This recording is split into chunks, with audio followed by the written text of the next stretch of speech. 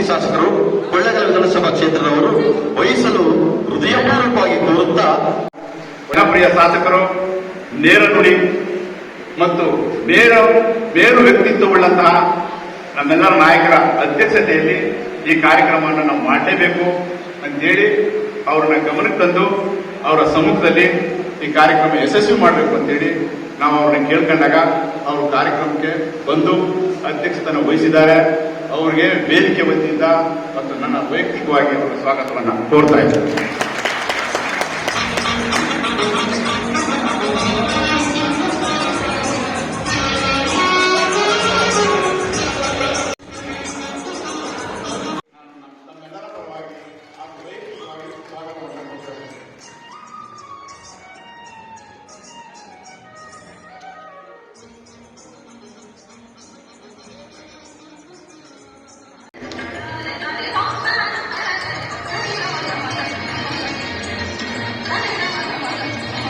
ಬಳಗದ ವತಿಯಿಂದ ಹಾಗೂ ವೈಯಕ್ತಿಕವಾಗಿ ಸ್ವಾಗತವನ್ನು ಕೊಡ್ತಾ ಇದ್ದೀನಿ.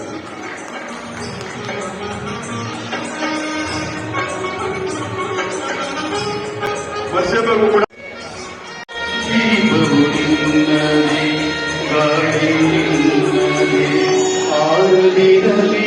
ಬೆಳಗು ದೀಪವು ನಿನ್ನದೆ, ಗಾಳಿಯು ನಿನ್ನದೆ, ಆರದಿರಲಿ ಬೆಳಗು ದೀಪವು ನಿನ್ನದೆ, ಗಾಳಿಯು ನಿನ್ನದೆ, ಆರದಿರಲಿ ಬೆಳಗು. ಸೇವೆಯನ್ನು ಸಲ್ಲಿಸಿದರು.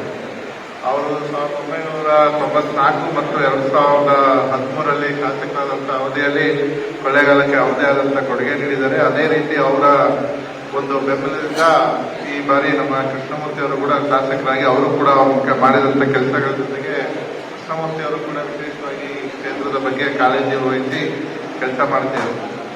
ಇವತ್ತೇನು ನಮ್ಮ ಮಾನ್ಯ ಧ್ರುವನಾರಾಯಣ ಅವರು ಇದ್ದಂಥ ಸಂದರ್ಭದಲ್ಲಿ ಸಂಸದರನ್ನ ಒಂದು ಇದಕ್ಕೇನೆ ಒಂದು ಒಳ್ಳೆಯ ಹೆಸರನ್ನ ತಂದ್ರು ಅಂದ್ರೆ ತಪ್ಪಾಗಲ್ಲ. ಯಾಕಂದ್ರೆ ನಾವು ನೋಡಿದಂಗೆ ಹಿಂದೆ ರಾಜೇನವರು ಸಂಸದರಾಗಿದ್ರು, ಆ ನಂತರ ಶ್ರೀನಿವಾಸ ಪ್ರಸಾದ್ ಅವರು 5 ಬಾರಿ ಗೆದ್ದಿದ್ರು, ಆ ನಂತರ ಸಿದ್ದರಾಜ್ ಅವರು ಕ್ಷೇತ್ರ ಬಿಟ್ರೆ ಆ ವರ್ಣಾ ಕ್ಷೇತ್ರದ ಜೊತೆಗೆ ಸಮಕ್ಕೆ 36 ಸಾವಿರ ಲೀಡ್ನ ಕೊಟ್ಟಿರೋಂಥ ಕ್ಷೇತ್ರ ಅಂತಿದ್ರೆ ಅದು ನಮ್ಮ ನರೇಂದ್ರ ಅವರ ಹನ್ನೂರು ಕ್ಷೇತ್ರ ಮತ್ತು ಕೊಳ್ಳೇಗಾಲ ವಿಧಾನಸಭಾ ಕ್ಷೇತ್ರ. ಹಾಗಾಗಿ ಇಲ್ಲಿ ಏನು ಎಲ್ಲ ನಮ್ಮ ಪಕ್ಷದ ಮುಖಂಡರುಗಳು ಸಕಾರಾತ್ಮಕವಾಗಿ ಮತ್ತು ಹೊಂದಾಣಿಕೆಯಿಂದ ದುಡಿದಿದ್ದರಿಂದ, ಯಾಕಂದ್ರೆ 3 ಜನ ಶಾಸಕರು, ಮಾಜಿ ಶಾಸಕರು ಇದ್ರು, ಜೊತೆಗೆ ಹಾಲಿ ಶಾಸಕರು ಇರುವಂತ ವಿಶೇಷವಾದ ಕ್ಷೇತ್ರ ಕೊಳ್ಳೇಗಾಲ. ನಂಜನಸ್ವಾಮಿ ಅವರು, ಕೃಷ್ಣಮೂರ್ತಿ ಅವರು ಮತ್ತು ಜಯಣ್ಣ ಅವರು ಇರುವಂತ ಕ್ಷೇತ್ರ.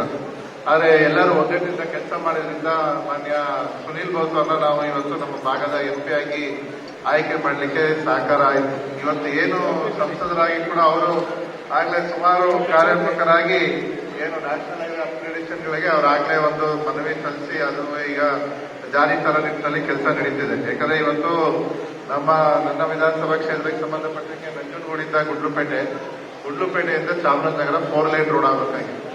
ಆ ಒಂದು ಕಾರ್ಯಕ್ಕೆ ಅವರು ಈಗಾಗಲೇ ಸಕಾರಾತ್ಮಕವಾಗಿ ಮಾನ್ಯ ಸಂಸದರು ಸ್ಪಂದಿಸುತ್ತಿದ್ದಾರೆ.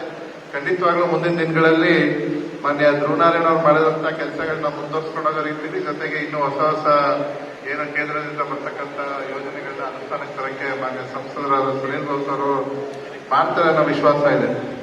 ಅದೇ ರೀತಿ ಜಯಣ್ಣ ಅವ್ರ ಬಗ್ಗೆ ಹೇಳ್ಬೇಕು ಅಂದ್ರೆ, ಜಯಣ್ಣ ಅವರು ಭಾರಿ ಹಿರಿಯ ರಾಜಕಾರಣಿಗಳು. ಯಾಕಂದ್ರೆ ನಮ್ಮ ತಂದೆಯವರು 1990 ಇನ್ನೂ 10 ವರ್ಷ ಆಗಿದ್ರಿಂದ ನನಗೆ ಅವರಷ್ಟು ಅವರ ಪರಿಚಯ ಇರಲಿಲ್ಲ. ಆ ನಂತರ ಪರಿಚಯ ಆಗ್ತಾ ಹೋದ್ರು. ಆಮೇಲೆ ಅವರೇ ಬೇರೆ ಪಾರ್ಟಿ ನಮ್ಮ ತಂದೆಯವ್ರ ಜೊತೆ ಒಳ್ಳೆಯ ಸ್ನೇಹನ ಉಳಿಸ್ಕೊಂಡ್ ಬಂದಿದ್ದಾರೆ. ಯಾಕಂದ್ರೆ ನಮ್ಮ ತಂದೆಯವರು ಜನತಾದಳ ಇವು, ಆ ನಂತರ ಕಾಂಗ್ರೆಸ್ ಜನತಾದಳ ಹೋಗಿ ಕಾಂಗ್ರೆಸ್ ಬಂದಾದ್ರೆ ಜಯಣ್ಣ ಅವರು ಮೊನ್ನೆ ಮುಖ್ಯಮಂತ್ರಿಗಳಾದ ಸಿದ್ದರಾಮಯ್ಯ ಅವರನ್ನ ಫಾಲೋ ಮಾಡಿಕೊಂಡು ಅವರಂತೆ APJD ಆ ನಂತರ ಕಾಂಗ್ರೆಸ್ ಬಂದು ಶಾಸಕರಾಗಿದ್ದಾರೆ. ಅವರು ಕೂಡ ಒಳ್ಳೆಯ ಕೆಲಸಗಳನ್ನ ಮಾಡಿಕೊಂಡು ಇವತ್ತು ನನಗೂ ಕೂಡ ವೈಯಕ್ತಿಕವಾಗಿ ಭಾರಿ ಪ್ರೋತ್ಸಾಹ ನೀಡಿದ್ದಾರೆ. ಅದು ತಪ್ಪಾಗಲ್ಲ. ಯಾಕಂದ್ರೆ ಜಯಣ್ಣ ಅವರು ಪ್ರತಿ ಸಲ ನಮ್ಮ ಕೂಡ ಒಳ್ಳೆಯ ನಮಗೆಲ್ಲ ಬೆಂಬಲವಾಗಿ ಬಂದು ನಮ್ಮ ಕ್ಷೇತ್ರದಲ್ಲಿ ಕೆಲಸ ಮಾಡಿದ್ರು. ಜೊತೆಗೆ 2018ರಲ್ಲಿ ನಾವು ಸೋತರು ಕೂಡ ನಾನು ಮಾಡ್ತಿದ್ದ ಕೆಲಸಕ್ಕೆ ನೋಡಿ, ಪೇಪರ್ ನೋಡಿ ಫೋನ್ ಮಾಡಿ ನನಗೆ ಕಂಗ್ರಾಚುಲೇಷನ್ಸ್ ಹೇಳ್ತಿದ್ರು, ಭಾರಿ ಒಳ್ಳೆ ಕೆಲಸ. ಅದೇ ರೀತಿ ಅವರು ಕೂಡ ಅವ್ರು ಮಾಡಿದಂಥ ಸೇವೆ, ಅವರು ಇದ್ದಂಥ ಕಾಂಗ್ರೆಸ್ ಪಕ್ಷಕ್ಕೆ ಅವ್ರು ಮಾಡಿದಂಥ ಕೆಲಸಗಳನ್ನ ಗುರುತಿಸಿ ಇವತ್ತು ನಮ್ಮ ಸರ್ಕಾರ, ಮಾನ್ಯ ಮುಖ್ಯಮಂತ್ರಿಗಳು ಮತ್ತು ಉಪಮುಖ್ಯಮಂತ್ರಿಗಳು, ನಮ್ಮ ಪಕ್ಷದ ರಾಜ್ಯಾಧ್ಯಕ್ಷ ಡಿ ಕೆ ಶಿವಕುಮಾರ್ ಅವರು ಅವರಿಗೆ ಉಗ್ರಾಣ ನಿಗಮದ ಅಧ್ಯಕ್ಷರಾಗಿ ನೇಮಕ ಮಾಡಿದರು. ಮುಂದಿನ ದಿನಗಳಲ್ಲಿ ಇನ್ನೂ ಹೆಚ್ಚಿನ ರೀತಿಯಲ್ಲಿ ಅವರು ಪಕ್ಷಕ್ಕೆ ದುಡಿತಾರೆ ಅನ್ನೋ ವಿಶ್ವಾಸ ಇದೆ. ಜೊತೆಗೆ ಅವರು ಕೂಡ ಏನೇ ಆರೋಗ್ಯಗಳ ಸಮಸ್ಯೆಗಳಿದ್ರು ಯಾವುದೇ ಕಾರಣಕ್ಕೂ ಕಾರ್ಯಕರ್ತನಾಗಲಿ ಪಕ್ಷನಾಗಲಿ ನಿರ್ಲಕ್ಷ್ಯ ಮಾಡಿದರು. ಕೊಳ್ಳೇಗಾಲ ಮಾಜಿ ಶಾಸಕರಾದ ಎಸ್ ಜಯಣ್ಣನವರು ಹಾಗೂ ಉಗ್ರಾಣ ನಿಗಮದ ಅಧ್ಯಕ್ಷರು ಆಗಿರುವಂತಹ ಎಸ್ ಜಯಣ್ಣನವರ 74ನೇ ಹುಟ್ಟುಹಬ್ಬವನ್ನು ಅವರ ಜಯಣ್ಣ ಅಭಿಮಾನಿ ಬಳಗದಿಂದ ಅದ್ದೂರಿಯಾಗಿ ಕೊಳ್ಳೇಗಾಲ ಬ್ರಹ್ಮರಂಭ ಕಲ್ಯಾಣ ಮಂಟಪದಲ್ಲಿ ಏರ್ಪಡಿಸಲಾಗಿತ್ತು. ಈ ಸಂದರ್ಭದಲ್ಲಿ ಗಣೇಶ್ ಪ್ರಸಾದ್ ಅವರು ಈ ಕಾರ್ಯಕ್ರಮದ ಉದ್ಘಾಟನೆ ಮಾಡಿದರು ಮತ್ತು ಲೋಕಸಭಾ ಸದಸ್ಯರಾದ ಸುನೀಲ್ ಬೋಸ್ ಅವರು ಮತ್ತು ಕೊಳ್ಳೇಗಾಲ ಕ್ಷೇತ್ರ ಶಾಸಕರಾದಂಥ ಎರ್ ಕೃಷ್ಣಮೂರ್ತಿ ಅವರ ಅಧ್ಯಕ್ಷತೆಯನ್ನು ವಹಿಸಿದ್ದರು. ಸುನೀಲ್ ಬೋಸ್ ಅವರು ಕೂಡ ಈ ಸಂದರ್ಭದಲ್ಲಿ ಅಭಿನಂದನಾ ಸಮಾರಂಭವನ್ನು ಹಮ್ಮಿಕೊಳ್ಳಲಾಗಿತ್ತು.